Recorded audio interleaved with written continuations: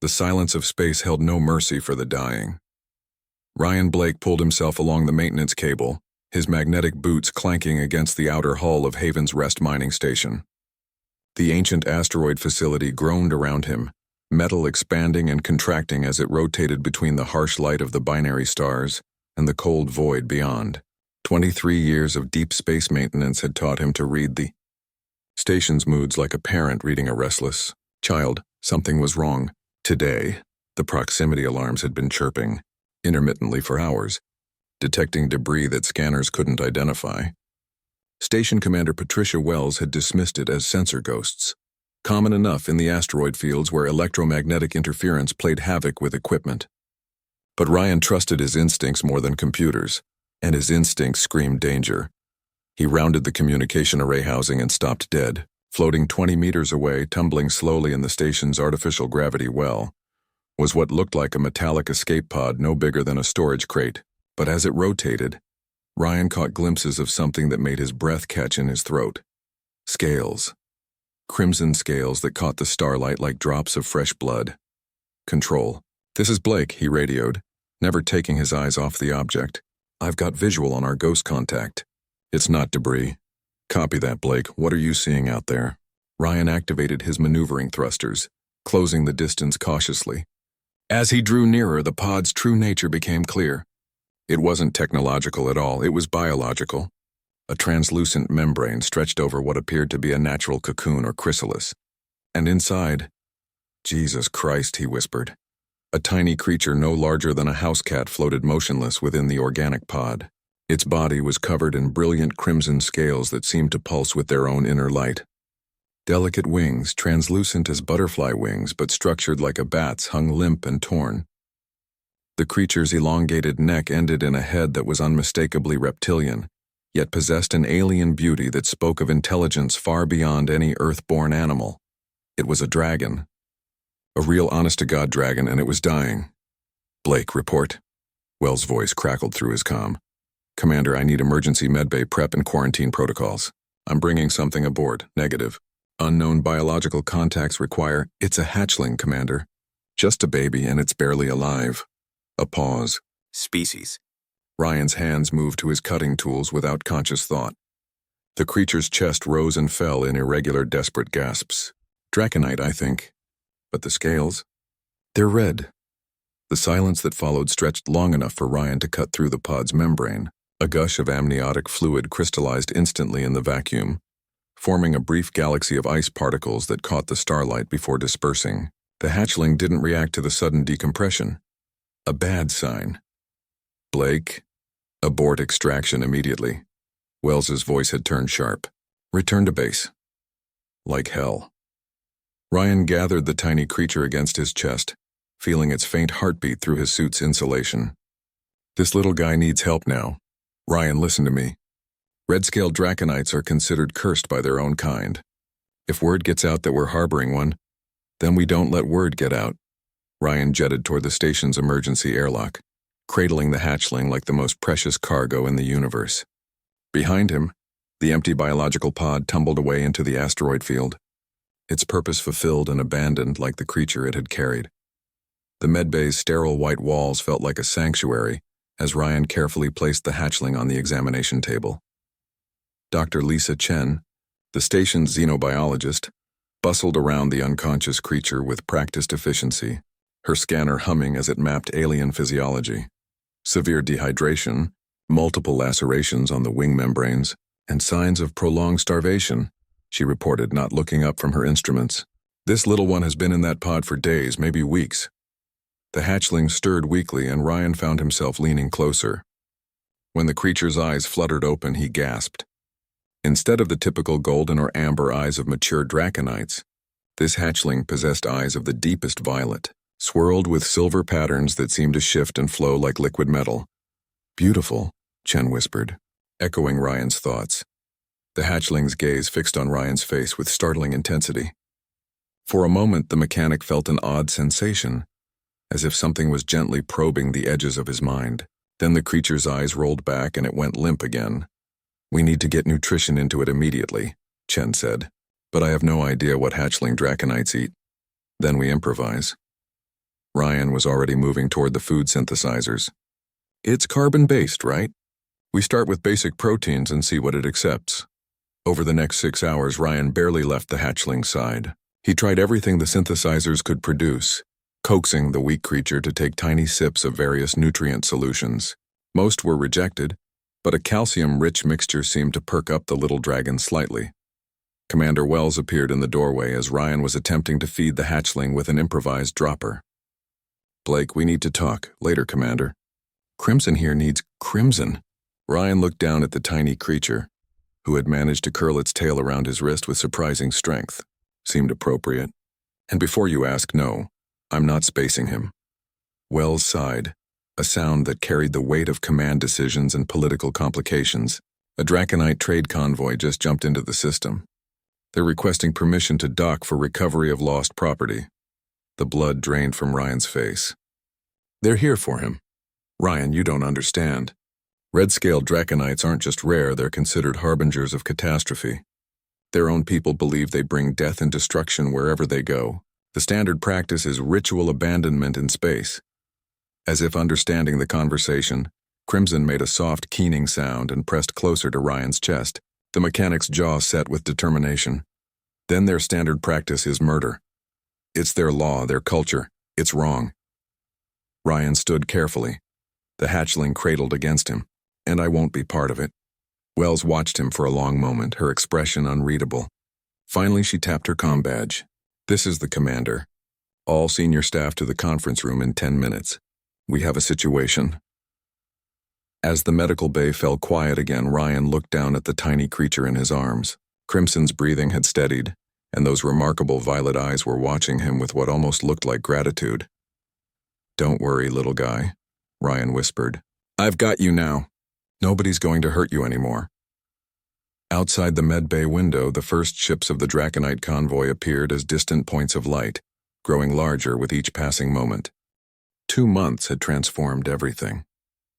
Ryan Blake whistled a tuneless melody as he worked on the ventilation system in Sector 7, his hands moving with practiced efficiency while his mind wandered to more pleasant thoughts, specifically the small crimson form currently curled up in his tool bag, fast asleep after a morning of what Ryan had come to think of as helpful supervision. Crimson had grown rapidly in the weeks since his rescue. No longer the fragile hatchling Ryan had pulled from space. He now stood nearly 2 feet tall with a wingspan that could stretch almost 4 feet when fully extended. His crimson scales had developed an inner luminescence that seemed to pulse gently with his heartbeat, and those extraordinary violet eyes held an intelligence that sometimes startled Ryan with its depth. More surprising than his physical growth was Crimson's insatiable curiosity about human technology. Where adult Draconites were content to rely on their natural abilities and traditional tools, Crimson wanted to understand how everything worked. He'd learned to operate the basic control interfaces within days, and had even started helping Ryan with routine maintenance tasks. "Ryan?" The voice belonged to Dr. Lisa Chen, who appeared around the corner looking both excited and troubled. "I need to show you something. Both of you." Crimson stirred at the sound of Chen's voice, lifting his elegant head and chirping a greeting that had become his standard response to the xenobiologist. Over the past weeks, Chen had become almost as attached to the young dragon as Ryan himself. "What's got you looking like Christmas morning and a funeral rolled into one?" Ryan asked, gently coaxing Crimson out of the tool bag. "I've been analyzing Crimson's scale samples, and I've made a discovery that changes everything we thought we knew about variant Draconites." Chen's eyes sparkled with scientific fervor. "His scales aren't just cosmetically different. They contain microscopic crystalline structures I've never seen before." They made their way to Chen's lab, where holographic displays showed magnified cross-sections of Crimson's scales. The internal structure was breathtaking, complex lattices of what appeared to be naturally occurring quantum crystalline formations. "These crystals," Chen continued, "they're not just decorative. They're functional. They amplify and focus bioelectric fields in ways that shouldn't be possible with organic tissue." Crimson had settled onto Ryan's shoulder, his usual perch when he wanted to observe something interesting. As Chen spoke, Ryan noticed the dragon's scales beginning to emit a soft pulse of light, almost as if he was responding to the conversation about his own biology. "What kind of bioelectric fields?" Ryan asked. though he suspected he already knew the answer. Psychic ones. Ryan, Crimson isn't just intelligent, he's telepathic. Those red scales are evolutionary adaptations that grant him abilities no other Draconite possesses. As if to demonstrate Chen's point, Crimson suddenly perked up and looked toward the lab's main entrance. Seconds later, Commander Wells entered, looking harried and worried. How did he? Wells began, then stopped as she noticed the holographic displays. Doctor, what exactly are you showing them? The truth about why the Draconites are so afraid of variant-scaled individuals. Chen replied firmly. They're not cursed, Commander. They're evolved. Wells' expression darkened. It doesn't matter what they are, Doctor. We have bigger problems. A Draconite battle fleet just dropped out of hyperspace. 12 ships, including a dreadnought. They're being led by Elder Vorthak of the High Council himself. The temperature in the room seemed to drop several degrees. Even Ryan, with his limited knowledge of Draconite politics, knew that name. Elder Vorthak was one of the most powerful members of the ruling class, a traditionalist who viewed human expansion into Draconite space with barely concealed hostility. They're demanding immediate surrender of what they're calling the corruption source. Wells continued. They've given us 6 hours to comply, or they'll board the station by force. Crimson made a low, distressed sound and pressed closer to Ryan's neck. The young dragon's scales had shifted from their usual gentle glow to rapid, anxious pulses of light. We're not giving him up, Ryan said flatly. Ryan, be realistic. 12 ships against a mining station? We have exactly 2 armed shuttles and a handful of mining lasers that weren't designed for combat. Then we run. Where? That fleet can track us anywhere in this system. And the nearest human military installation is 3 jumps away. As the adults argued, none of them noticed that Crimson had begun to tremble, not with fear but with concentration. The air around him shimmered slightly, and Ryan felt an odd tingling sensation where the dragon's claws gripped his shoulder. Suddenly, the lab's main computer terminal chimed, then another. Within seconds, every screen in the lab was displaying the same message in flowing Draconite script. What the hell? Chen moved to her terminal, fingers flying over the interface. I didn't input any of this. The translation matrix is working, but I never activated it. Wells leaned over Chen's shoulder to read the translated text. Her face went pale. It's a message from Elder Vorthak. He's offering to negotiate. Negotiate what? Ryan asked.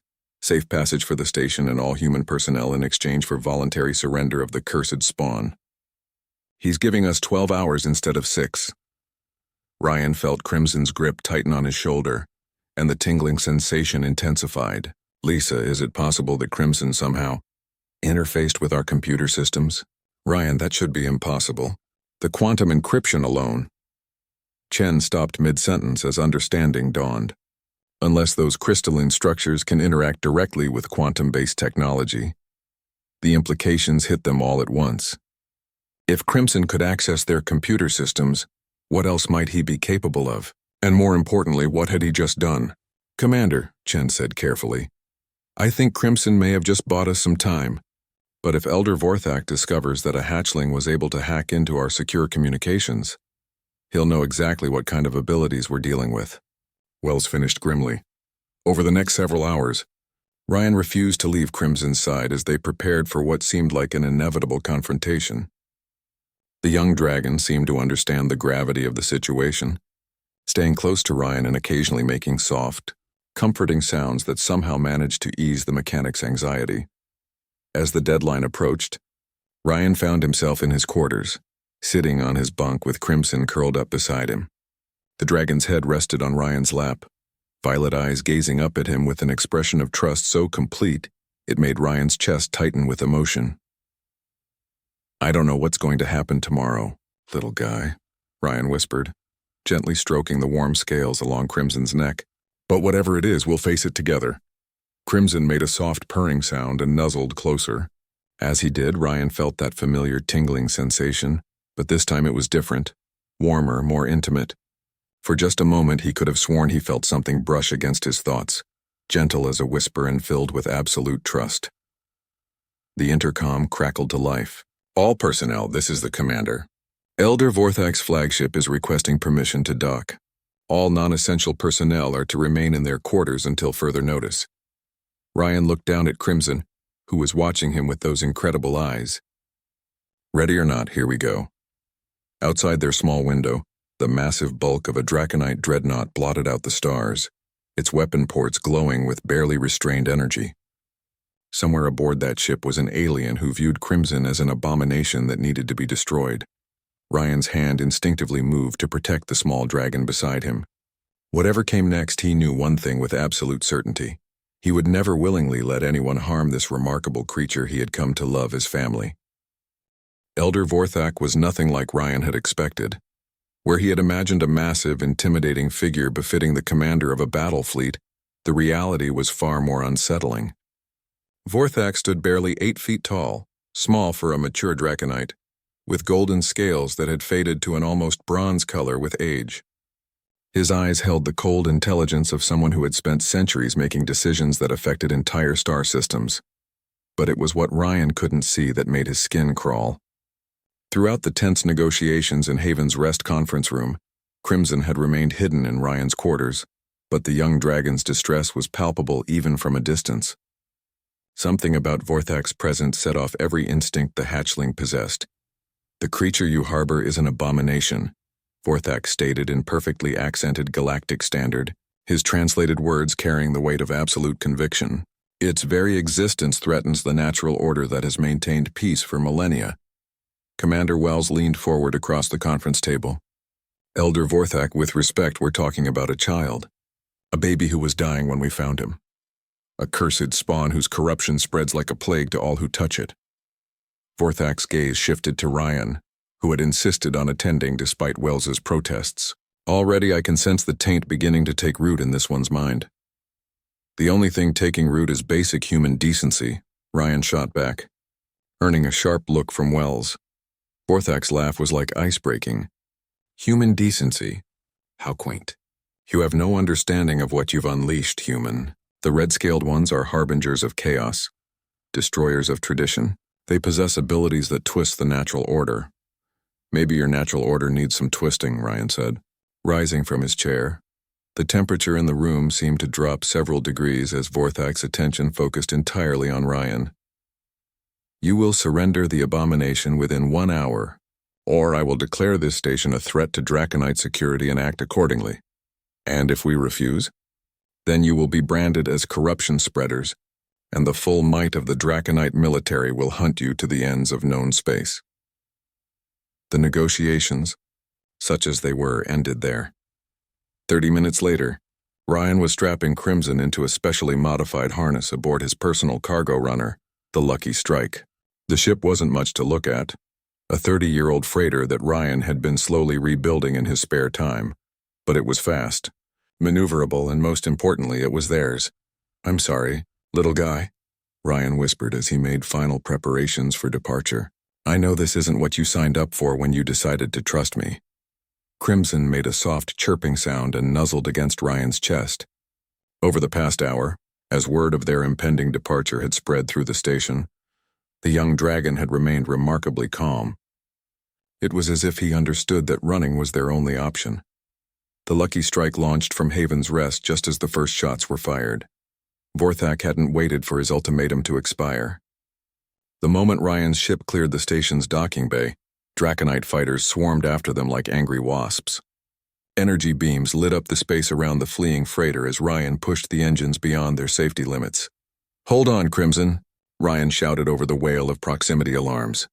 "This is going to get rough!" The first miracle happened when they reached the asteroid field surrounding Haven's Rest.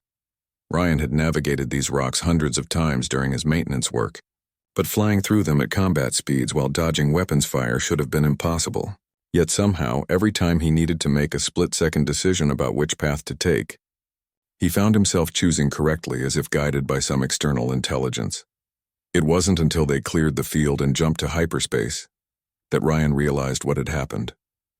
Crimson had been completely still during the chase, his violet eyes closed in concentration and his scales pulsing with rhythmic light.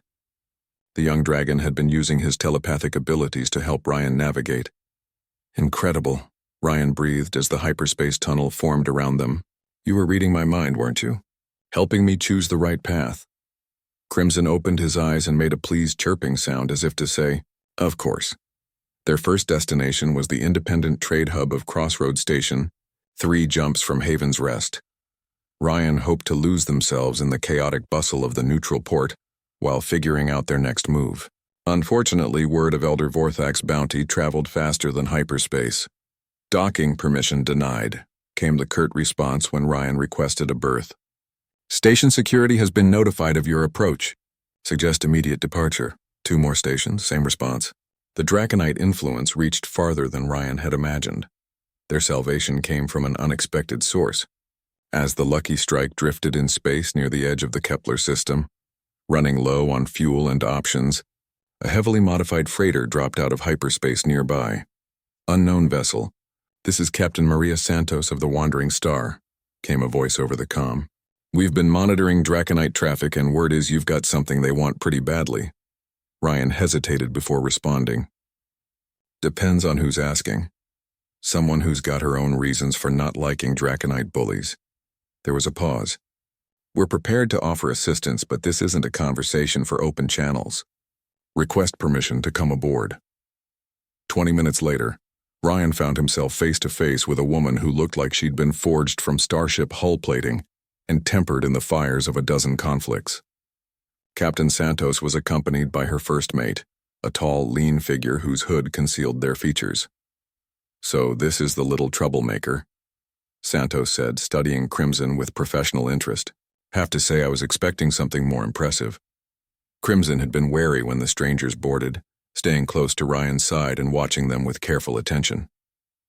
But when Santos's companion pushed back their hood, the young dragon's reaction was immediate and dramatic.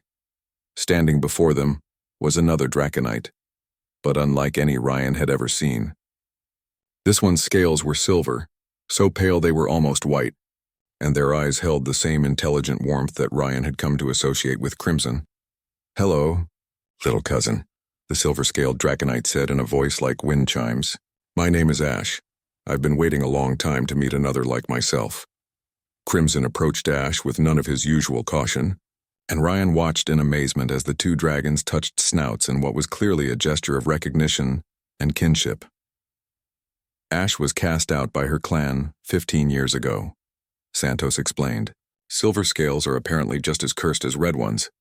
She's been working with my crew ever since, and we've made it our business to cause problems for Draconite traditionalists whenever possible. You're not the first variant we've helped, Ash added, settling down beside Crimson with fluid grace. There are others like us scattered across the galaxy, hidden, afraid but alive. Others? Ryan felt his heart rate accelerate. Dozens that we know of, probably hundreds more in hiding. The Draconite ruling class has been systematically eliminating variant hatchlings for centuries, but some always escape. Some always survive. Santos leaned forward, her expression serious.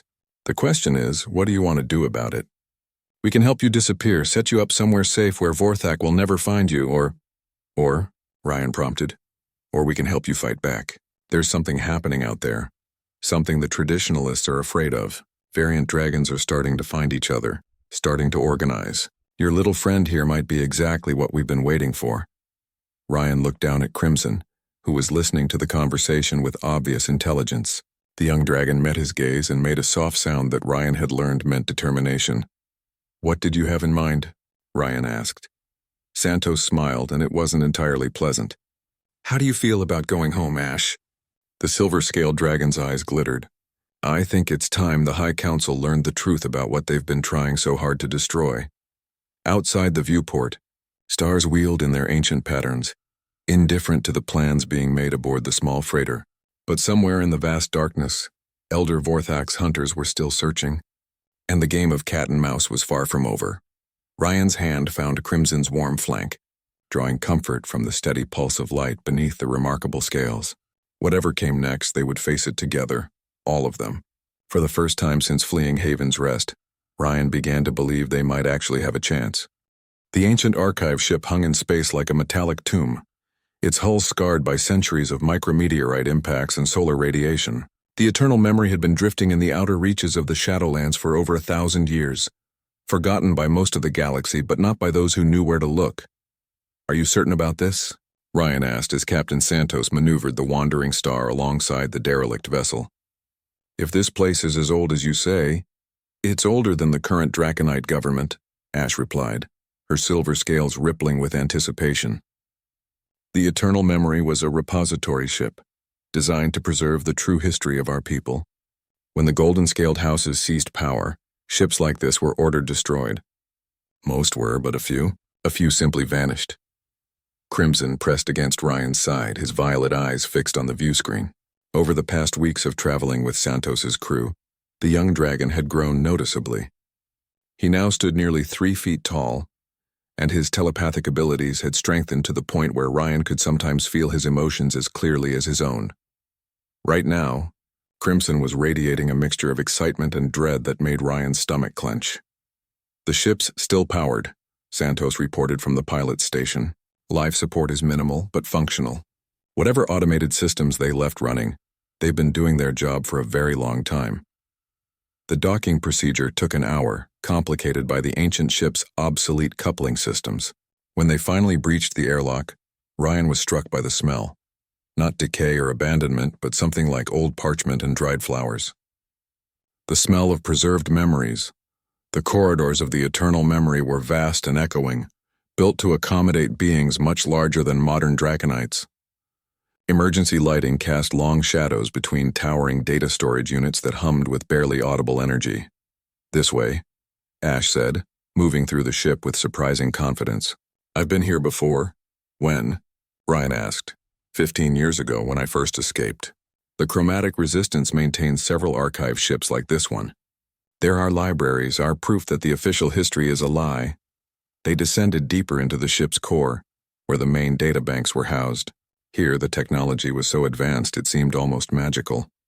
Crystalline storage matrices that pulsed with inner light, quantum processors that existed in multiple dimensions simultaneously. The Draconite civilization is far older than most species realize, Ash explained as she began activating dormant systems. We achieved spaceflight when your Earth was still locked in ice ages. But what the current government won't tell you is that our golden age was built by variant dragons. The first holographic display flickered to life, showing star charts and historical records dating back millennia. Ryan watched in fascination as the data streamed past, painting a picture of a civilization far more complex and diverse than anything he'd been led to believe. For thousands of years, Draconite society was ruled by a council of variants, Ash continued. Each scale color represented different gifts. Red scales for telepathy and technological interface, silver for enhanced empathy and diplomatic abilities, blue for environmental adaptation, purple for temporal perception. Crimson had approached one of the data terminals and was staring at it with intense concentration. As Ryan watched, the young dragon's scales began to pulse in rhythm with the storage crystals, and suddenly the terminal's display shifted to show detailed biological scans. Incredible, Ryan breathed. He's interfacing directly with the system. It's his birthright, Ash said softly. Red-scaled dragons were the architects of our technology. They built these ships, designed our cities, created the quantum networks that connected our worlds. They were the innovators, the dreamers, the ones who pushed our civilization to reach for the stars. The historical records painted a picture of paradise lost. For millennia, the Draconite Empire had been a beacon of progress and enlightenment. A multicolored tapestry of different dragon types working together. Scientists, artists, explorers, and philosophers had all contributed to a golden age that lasted longer than most species' entire evolutionary history. And then came the purification. It started as a religious movement, Ash explained as she brought up records from the Dark Period. A faction of golden-scaled traditionalists who believed that the old ways were being corrupted by variant influence. They preached that only pure gold dragons possessed the divine right to rule. The records showed the systematic dismantling of variant rights, beginning with restrictions on government positions and escalating to outright persecution. Ryan felt sick as he read accounts of variant hatchlings being taken from their parents, variant adults being stripped of citizenship, entire communities being relocated to protective settlements that were really concentration camps. But this happened over 2,000 years ago, Ryan said. Surely people remember. That's the most insidious part, Ash interrupted. They didn't just destroy variant dragons, they destroyed the memory of them. History was rewritten, records were altered, entire databases were purged. Within a few generations, most Draconites genuinely believed that variants had always been rare aberrations, cursed mutations to be feared and eliminated. Crimson made a distressed sound and pressed closer to Ryan. The young dragon's scales had shifted from their usual gentle glow to rapid, agitated pulses. Whatever he was seeing in the databanks was clearly upsetting him. "Hey, easy there," Ryan murmured, stroking Crimson's neck. "I know it's hard to learn about." But Crimson wasn't just upset, he was angry. Ryan could feel waves of indignation rolling off the young dragon, a righteous fury that seemed far too mature for his age. As if in response to his emotions, the data terminal Crimson was interfacing with began displaying new information: genetic records, bloodline analyses, and genealogical charts that stretched back centuries. "Ryan," Ash said, her voice tight with excitement. "Look at this. Crimson isn't just accessing the historical records, he's cross-referencing genetic databases." The display showed a complex family tree, with Crimson's genetic signature highlighted at the bottom. But as the analysis progressed upward through the generations, a pattern emerged that made both dragons freeze in stunned silence. "That's impossible," Ash whispered. "What? What am I looking at?" "Crimson's bloodline. It traces back to the original royal house, the last legitimate rulers of the Draconite Empire before the purification began." The implications hit Ryan like a physical blow. If the genetic analysis was correct, Crimson wasn't just a variant dragon. He was quite possibly the rightful heir to a throne that had been stolen 2 millennia ago. "There's more," Santos called from another terminal. "I'm seeing records of something called the Crimson Prophecy. According to this, variant dragons believed that one day a red-scaled heir would return to restore the true order. The prophecy was ancient, encoded in language so archaic that the translation matrix struggled with it. But the meaning was clear enough.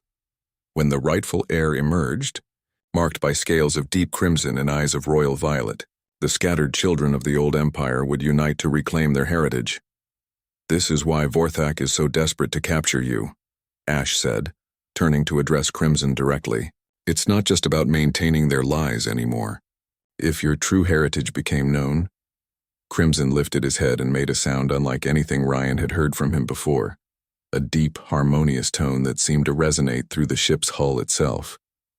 As the sound faded, every data terminal in the chamber activated simultaneously, displaying the same message in dozens of languages. "The heir has awakened. The time of restoration begins." Ryan felt a chill run down his spine. "Did he just..." "He broadcast that message across the entire archive network," Ash said, her voice filled with awe. "Every hidden repository ship in the galaxy just received notification that the prophesied heir has been found. Which means," Santos added grimly, "that every variant dragon in hiding now knows where we are. And unfortunately, so does everyone else monitoring those networks." As if summoned by her words, proximity alarms began sounding throughout the ship. On the view screen, the familiar shapes of Draconite warships were dropping out of hyperspace, their weapon ports already glowing with deadly intent. "Vorthak," Ryan said unnecessarily. But this time the Elder wasn't alone. The tactical display showed over 30 ships, a full battle fleet. Someone had decided that Crimson was worth committing serious military resources to capture. "Time to go," Santos announced, but Ash held up a hand. "Wait. We need to download as much of this data as possible. This archive contains proof of everything. The original government documents, genetic records, testimony from survivors of the purification. If we can get this information to the right people, we can expose the truth about what really happened." Ryan finished. Crimson approached the central data core, his scales now blazing with crimson light. Without hesitation, he placed his claws on the quantum interface matrix. Immediately, terabytes of data began flowing into portable storage units with impossible speed. "How is he doing that?" Santos demanded. "He's not just downloading the information," Ash replied, watching the displays with growing amazement. "He's copying it directly into his own neural matrix. Red-scaled dragons can store vast amounts of data in their crystalline scale structures." The download continued for precious minutes while Draconite fighters closed in on the archive ship. Ryan found himself torn between admiration for Crimson's abilities and terror at what would happen if they were caught. Finally, Crimson stepped back from the interface, his scales gradually returning to their normal gentle glow. But something had changed in his eyes. They held knowledge now, ancient wisdom that seemed far older than his few months of life. "Did you get it all?" Ryan asked. Crimson nodded once, a gesture so deliberately human that it sent chills down Ryan's spine. "Then let's get out of here," Santos said, "because those ships are about to turn this place into scrap metal." As they raced back to the Wandering Star, Ryan couldn't shake the feeling that everything had changed. Crimson was no longer just a rescued hatchling. He was a living repository of lost history, the key to exposing centuries of lies and genocide. And Elder Vorthak would do anything to ensure that key was destroyed. Kazan Prime hung before them like a jewel of golden fire, its surface wreathed in clouds that sparkled with bioluminescent organisms. The Draconite homeworld was beautiful beyond imagination. Vast crystal cities that grew from living rock, floating gardens that drifted through the atmosphere, and aurora-like displays of energy that danced across the sky in patterns too complex for human eyes to fully appreciate. It was also the most heavily defended planet in known space. 37 orbital defense platforms, each capable of vaporizing a dreadnought, Captain Santos muttered as she studied the tactical displays, plus the home fleet, atmospheric defense networks, and probably a few surprises they haven't bothered to advertise. Ryan stood at the observation deck of the Wandering Star, watching the planet grow larger as they approached on their carefully crafted flight plan. Beside him, Crimson had grown silent and still, his violet eyes fixed on the world below with an intensity that spoke of recognition that transcended memory. "You've never been here before," Ryan said softly, "but you know this place, don't you?" Crimson made a soft sound of acknowledgement, his scales pulsing with gentle light. Over the past week, as they'd prepared for this desperate infiltration attempt, the young dragon had changed in ways that went beyond physical growth. The ancient knowledge he'd absorbed from the archive ship had awakened something deep within him, an understanding of his heritage that sometimes made him seem far older than his months of life genetic memory, Ash explained, joining them at the viewport. Her silver scales were dulled with anxiety, but her voice remained steady. The royal bloodlines carried enhanced memory engrams. Crimson is remembering things his ancestors experienced generations ago. Their approach vector had been carefully planned to exploit. A gap in the planetary defenses, a shipping lane that Ash remembered from her youth. The silver-scaled dragon had grown up on Kazan Prime before her exile, and her knowledge of the planet's hidden places was their only hope of reaching the surface undetected. "Orbital control to freighter Wandering Star," came a bored voice over the communications array. "State your business and prepare for customs inspection." "This is Captain Santos," Santos replied smoothly. "Delivering mining equipment to the industrial district. Transmitting cargo manifest now." The forged documents that the chromatic resistance had provided were flawless, backed by genuine shipping codes and legitimate corporate identities. To any casual inspection, they were exactly what they appeared to be: a human freighter making a routine delivery to one of the many industrial concerns that operated on Kazan Prime. The customs inspection took place in orbit, conducted by a team of golden-scaled draconites who showed no interest in anything beyond the standard bureaucratic procedures. Ryan held his breath as they scanned the ship's cargo holds, where Crimson lay hidden inside a specially shielded container that would block most sensor sweeps. "All appears to be in order," the lead inspector announced after what felt like hours. "You're cleared for descent to Landing Bay 7 in the industrial district. Stay within designated shipping lanes and maintain constant communication with surface control." As they descended through Kazan Prime's atmosphere, Ryan got his first close look at a Draconite city. The architecture was unlike anything in human space. Organic curves that seemed to grow from the landscape itself, towers that twisted skyward like crystalline trees, and everywhere the subtle glow of bioluminescent elements that provided light without harsh glare. "It's beautiful," he whispered. "It used to be more beautiful," Ash said quietly. "Before the purification, our cities were riots of color. Every district reflected the scale colors of its inhabitants. Red technology centers, silver diplomatic quarters, blue environmental preserves. Now everything is gold and bronze, uniform and lifeless." Landing Bay 7 was a massive cavern carved into the side of a mountain, its walls lined with docking cradles for ships of every size and configuration. The wandering star settled onto its assigned pad with barely a whisper of displaced air, and within minutes they were surrounded by the controlled chaos of a busy spaceport. "Remember," Santos said as they prepared to disembark, "we're here for 3 days maximum. Any longer and people start asking questions we can't answer." Their cover story was simple. Santos and her crew were delivering mining equipment, while Ryan served as a technical consultant. Ash would remain hidden aboard the ship. Her silver scales would be recognized instantly by any Draconite who saw them. As for Crimson, he would travel in a specially designed containment unit that appeared to be sensitive geological survey equipment. The young dragon hated the confinement, but it was the only way to move him through the city undetected. The journey through Kazan Prime's underground transport system took them from the industrial district to the ancient heart of the city, where the High Council chambers stood atop a massive crystal formation that rose from the planet's core. These were the oldest structures on the planet, built in an era when variant dragons had walked freely through their halls. The Resistance safe house is 3 levels down from the main government complex, Ash had explained during their planning sessions. It's been operating for over a century, hidden in the old maintenance tunnels that the Council forgot existed. Finding the entrance required navigating a maze of service corridors and abandoned subway tunnels that stretched for kilometers beneath the city. Ryan quickly lost all sense of direction, but their guide, a nervous young Draconite with bronze scales who called himself Copper, seemed to know every twist and turn. "Here," Copper whispered, stopping before what appeared to be a solid wall. "Place your hand on the crystal matrix." Ryan pressed his palm against a barely visible panel in the stone, and after a moment it began to glow with soft, blue light. The wall slid aside with silent efficiency, revealing a hidden chamber beyond. The chromatic resistant safe house was larger than Ryan had expected, carved from living rock and lit by bioluminescent fungi that cast everything in an otherworldly blue-green glow. Dozens of Draconites moved through the space with quiet purpose, and Ryan was amazed to see the variety of scale colors represented.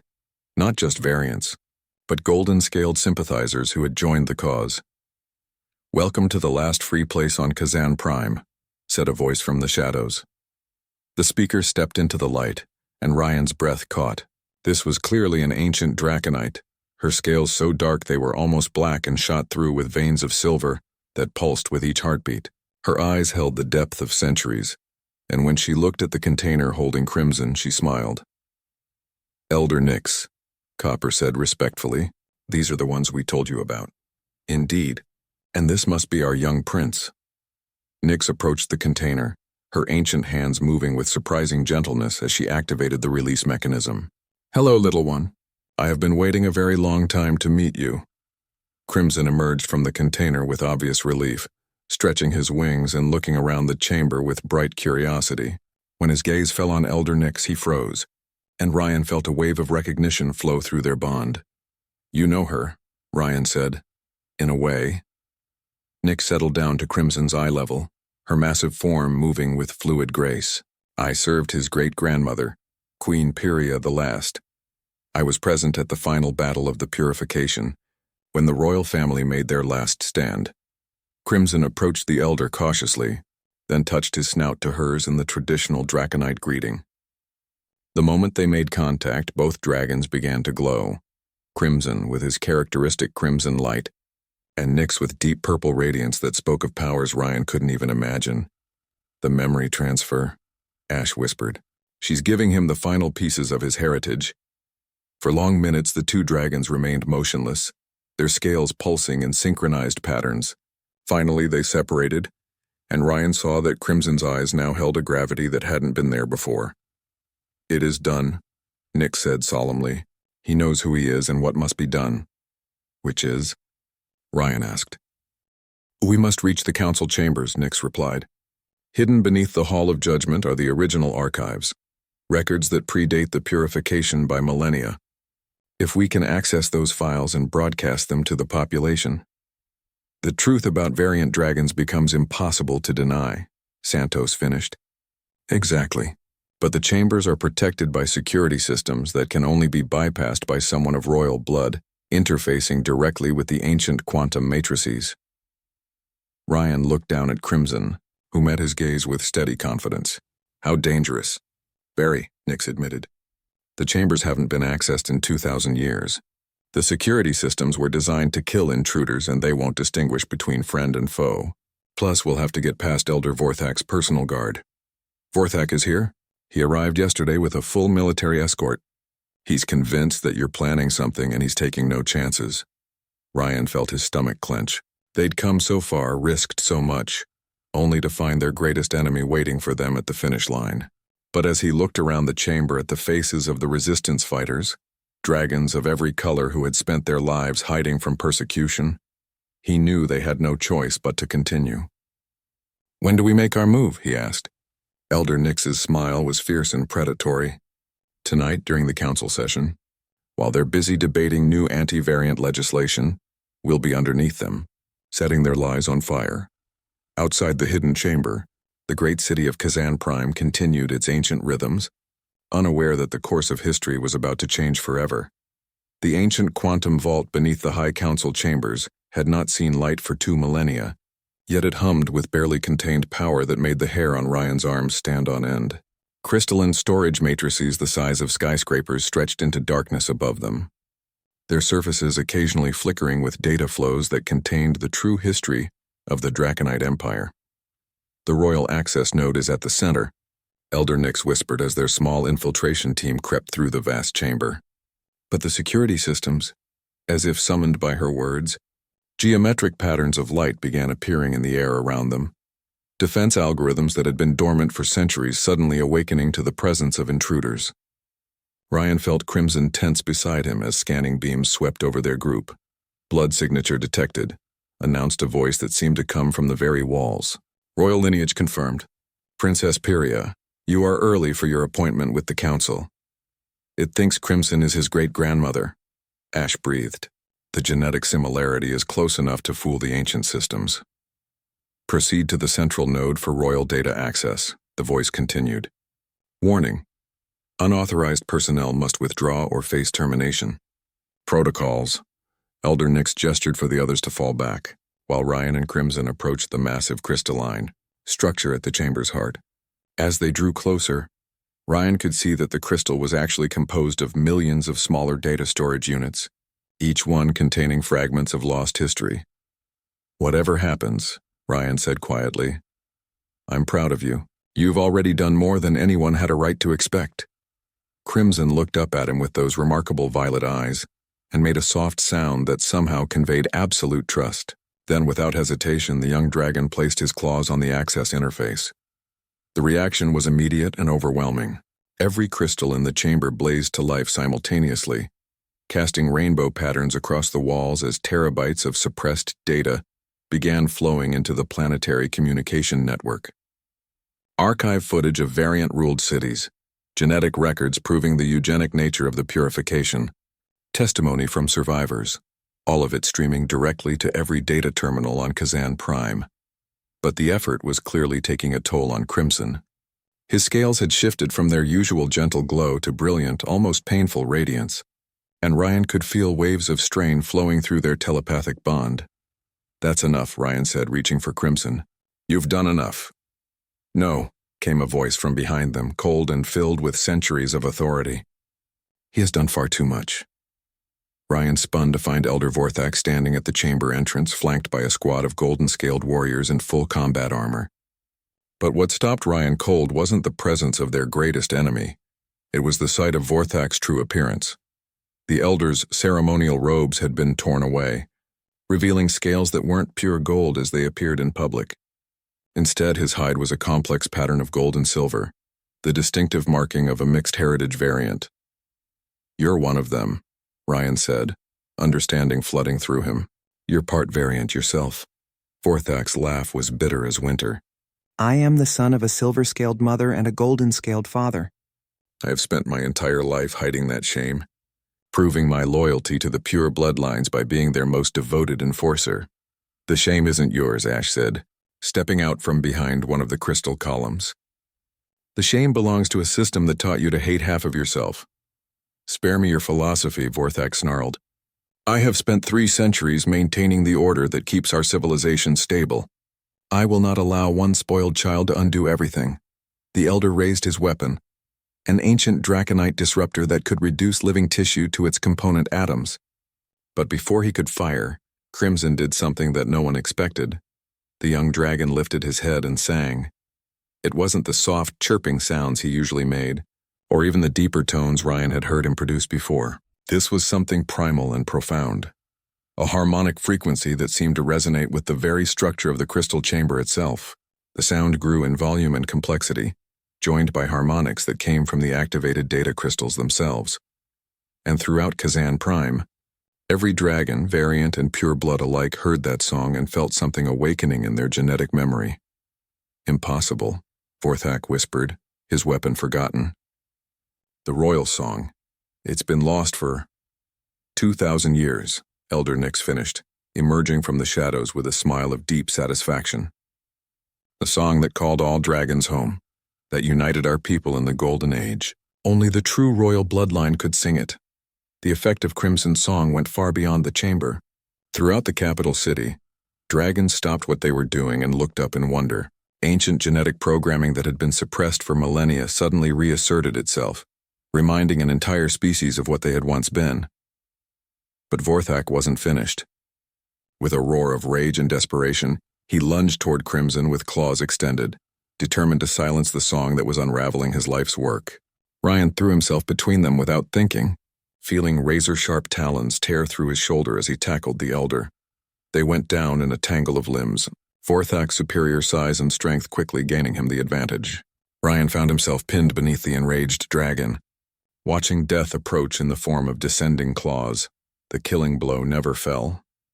Crimson's song reached a crescendo that shattered crystal storage units throughout the chamber, and with it came a wave of telepathic energy that swept through Vorthak's mind like a cleansing fire. For the first time in centuries, the elder saw himself clearly, saw the fear and self-hatred that had driven him to become the very thing that had once oppressed his mother. Vorthak collapsed, his weapon clattering away across the crystal floor.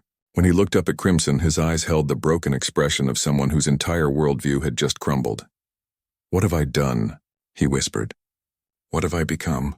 The answer came not from Crimson, but from the countless dragons throughout the city who were finally learning the truth about their heritage. Video displays across Kazan Prime showed the archived footage of the purification, the systematic murder of variant hatchlings, the centuries of lies that had shaped their civilization.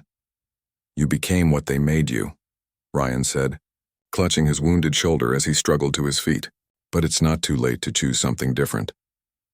The revolution that followed was unlike anything in galactic history, not a violent overthrow, but an awakening. As the truth spread beyond Kazan Prime to every world in the Draconite Empire, the old government simply dissolved. How could it survive when its foundational mythology had been exposed as genocidal lies? Elder Vorthak, faced with the reality of his crimes, chose exile rather than face trial. But before he departed, he knelt before Crimson in the ancient gesture of submission to royalty. "Forgive me, Your Majesty," he said simply. "I was lost, but your song has shown me the way home." The transition of power took months, complicated by the need to locate and rehabilitate thousands of variant dragons who had spent their lives in hiding. But when the dust settled, a new government had emerged, the Spectrum Council, where every scale color was represented equally. Crimson, despite his youth, was unanimously chosen as the symbolic head of state. But he made it clear from the beginning that he would rule not as a traditional monarch, but as a facilitator of democratic consensus. 5 years later, Ryan stood on the observation deck of the first human Draconite cooperative colony, watching children of both species play together in gardens that bloomed with flowers from a dozen worlds. Beside him, Crimson had grown into a magnificent adult dragon. His crimson scales now shot through with veins of silver that marked his role as both king and bridge between worlds. "Do you ever regret it?" Ryan asked, as he often did during their quiet moments together. "Giving up the chance for a normal life?" Crimson turned his great head to look at his adopted father, and when he spoke, for he had learned human speech along with a dozen other languages, his voice carried the wisdom of ages, but also the warmth of unshakable love. "Ryan," he said in perfectly accented English, "you taught me that there is no such thing as a normal life when there is suffering you can help to end. I could never regret the path that led me to you, and led us both to this. In the gardens below, a group of human children were trying to teach young dragons how to play soccer, while a silver-scaled adult served as translator between species. It was chaotic, joyful, and utterly unprecedented in galactic history. Besides, Crimson added with the rumbling sound that was his version of laughter, someone had to make sure you didn't get yourself killed trying to fix everything you see that's broken. Ryan smiled, his hand finding the warm scales of his son's neck. For that's what Crimson had always been, regardless of genetics or destiny. Yeah, well, someone had to make sure you learned how to be both a dragon and a decent person. Mission accomplished, I think, as the twin suns of the colony world set behind the mountains, painting the sky in shades of crimson and gold. Ryan reflected on the strange turns that life could take.